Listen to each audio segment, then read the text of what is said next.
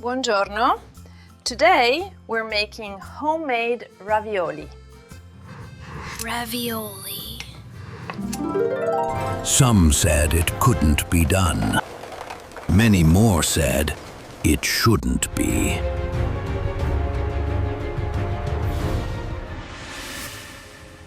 We're taking ravioli to every gas station in America.